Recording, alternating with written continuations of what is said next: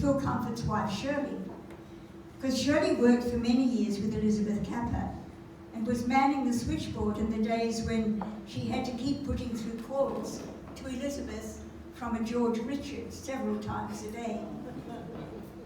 Shirley and Liz fell apart laughing when Philip, on being approached to join the club, was introduced, together with Shirley, to George Richards and his wife. George joined the club on his retirement in 2004 and was indefatigable in upholding Rotary's standards and reputation. Peter Kirkwood tells the story of how he bumped into George one day in the Hornsville-Westfield shopping centre. We chatted for a while, Peter says. George was carrying a satchel under his arm, which had the Rotary wheel printed on it. George said that he liked to carry the satchel in the shopping centre as it promoted Rotary. I said to him that was a great idea and suggested he turn the satchel round so the Rotary wheel was showing. He had a laugh and turned the satchel round. A couple of years ago, when it seemed that George was first fading, John Collins wrote a tribute to him.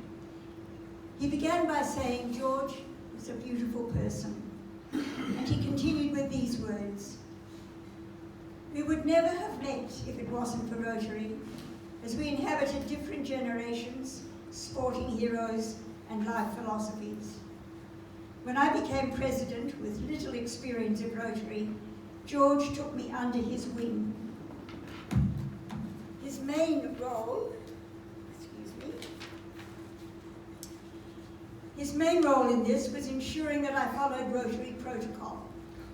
I remember George at many a function following me around with the president's chain of office that I had discarded. And I allowed him only fleeting success when he got me to wear a tie. Today I remember George's trademarks as these: the flash of his camera as he recorded every aspect of our meetings, his seat closest to the lectern where he could keep a close eye on my many stumbles, his languorous stories that only seemed to end when he stopped.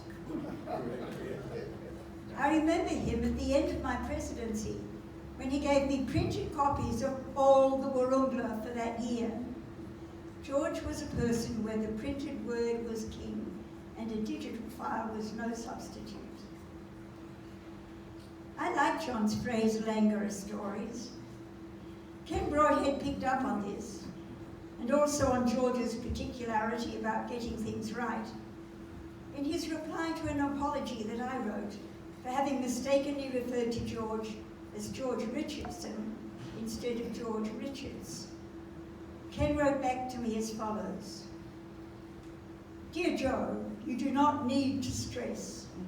In fact, I think that George would have given you a very long exposition as to why Richardson is really more appropriate de facto, if not de jure, as his surname than Richards.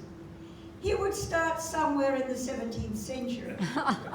The story would involve primogeniture, the US War of Independence and the French Revolution, conviction in England unfairly that led to transportation to Australia, local travel across colonial boundaries, dealings with the law and literary persons of the day, and a dubious system of record keeping on the part of the local hospital and births, deaths and marriages registrar." I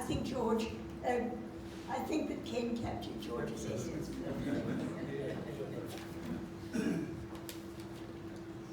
Sue Owen wants us to remember what an enthusiastic photographer George was, and how with this as well, he was a stickler for getting things right. George would amble in rather slowly at the end of a Rotary minute that needed to be photographed, and determined to be unhurried no matter what the hapless president of the day was thinking about timing. George would set up his shot and take 2 or even 3 to be sure, and then he would amble back to his seat again, checking the shots that he had taken. We all remember that picture of George. Sister Sheila Flynn, who met George only a few times on her 2 rare visits to our club, wrote to me of her sadness at his death.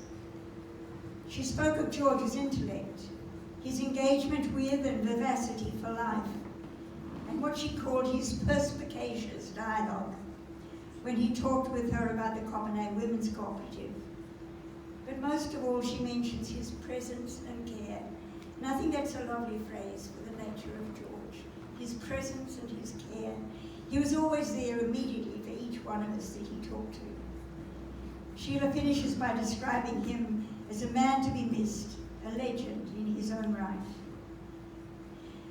Now, before I hand over to Steve McGregor to speak about that legendary man and friend, I want to give the last word to our resident poet, Rob Ferguson, who was often enlisted by George to contribute verse to an occasion. For example, on Prince Charles' birthday, Rob complied to the request with a piece of horrible verse in the style of William McGonagall, recognised as the world's worst poet for his efforts such as the Tay Bridge disaster.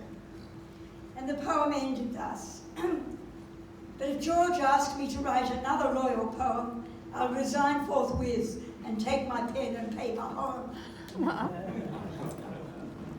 And after George's death was announced, Rob sent this couplet to Liz: "Now sadly George is with us no longer, our beloved wordsmith of Warraonga."